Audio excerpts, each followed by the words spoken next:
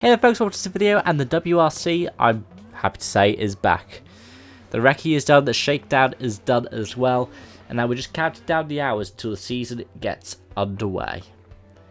And in this video, I'm going to be giving a bit of a preview for Rallye Monte Carlo. We're going to be talking a little bit about the route, but I'm also going to be talking about predictions. Mostly for the rally, but some of them could bode for the season ahead as well. Firstly, before I get into talk about the route, I'm going to recommend the website It Gets Faster Now. It's a website that I've used for, well, actually years now, before any kind of World Rally. It gives you an up-to-date kind of forecast for what could be happening. So, for example, with the Monte, keep an eye out for any kind of rainfall or snowfall, because rainfall can always turn to ice, and snow, will be snow or ice. And this has been something they've been talking about. There is a lot of ice up in the hills, especially just slightly off the line. So if you're following the line, it's clear. But then if you go slightly offline, you're caught in some ice straight away. So especially with new stages such as Stage 1 last being used in 1994, and Stage 4 and 7 being pretty much brand new, it helps give some insight. As well as the fact that Bayon Brazier with Le Tourniquet is back after a year out.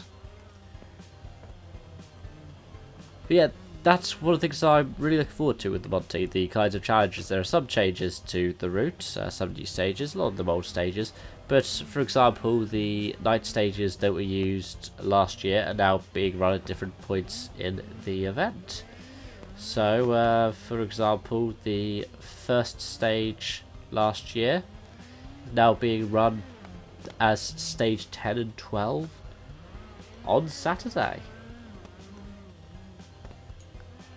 And I think that could be quite interesting to see what could happen. And then on top of that, stage 5 is being run, well, it's being run on Friday, but that was the other Thursday night opener from last year. I wonder if there's going to be any difference to how it's going to be now that that's the case.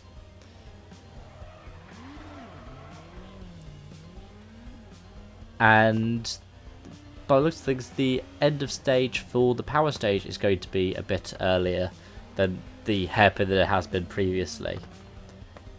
Which is probably for safety reasons after what Neville and Ogier did last season. But it means we don't get to see that last gasp plunge into the hairpin. Yeah, let's talk about the shakedown briefly. One of the things that I found interesting is it was a tenth of a second between Ogier and Neville, with Evans in third and Tarak in fourth before the two Fords of Sutherland and Lappy fifth and sixth. Everyone set their fastest times quite early on. Usually in their first or if not second run. So it showed that the road was pretty much getting dirtier with more and more people going through. And I think that could be something to keep an eye out for as well. Now that was something that Ford, and I think it was EP was saying in particular, was doing quite well with testing. They were using the same route for 3 or 4 days. So at the end of it, they were getting used to having to work with clean roads and getting used to having to work with dirty roads, which could bode well for them. Though I also reckon that Ogier's probably going to win. I'm not saying this because I believe the Toyota's the fastest car. To some degree I still believe it is, but it's probably the most fragile. But it's also because Ogier knows the Monte very well, and he knows how to win it. But he's won it, the last 6 times consecutively. He's a 7-time winner.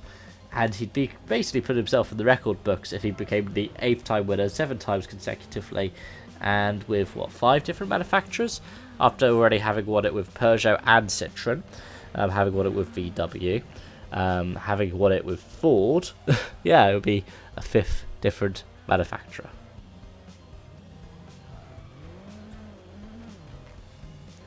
But I wouldn't rule out Thierry Neuville challenging because, well, he did last season, right up until the end of the rally. I also wouldn't rule out either of their teammates who came very close to the shakedown. The reigning champion now, Tanak, or Elfyn Evans, who's started to find his footing in the Toyota team. I think further down it might be little bits and pieces of people just trying to settle in. But I do think Sebastian Loeb in that car number 9 might prove they could still fight up there with the top guys. As for the WRC2 and the brand new WRC2 for this season, I don't know how it's going to turn out. Osberg had the fastest time through by nearly 2 seconds from Formeau, and Ole Christian Veiby was third, another 1.6 behind. And it's quite interesting to look further down and then find Yates and Grosjean even further down. But I reckon the WRC2 will be quite close. I think it's going to be a matter of getting used to the cars for a lot of them. Formeau using a Mark II Fiesta, and the same for Yates, pretty much for the first time. Osberg's the person who I'd say is most familiar with the car they're driving. So that's probably why I put my money on Mads for WRC2. As to the WRC3, I honestly wouldn't be able to tell you. I'd put my money on potentially a Frenchman in a Citroën, Bonato, Xiamen or Cameli. Maybe Eric Cameli actually, because of his performance in the Santalok C3 last season in Spain. But we could see a couple of surprises. I think that's what this season is going to be. A few different surprises here and there. And I don't think whoever wins Monte is going to win the championship. But I wouldn't be surprised if the top 3 was much like it was last season, where it was the top 3 that we've been seeing competing time and again for the title. Starting off the season once again in P1, P2 and P3. Thank you so much for watching, and I hope to see you again soon. Bye bye for now.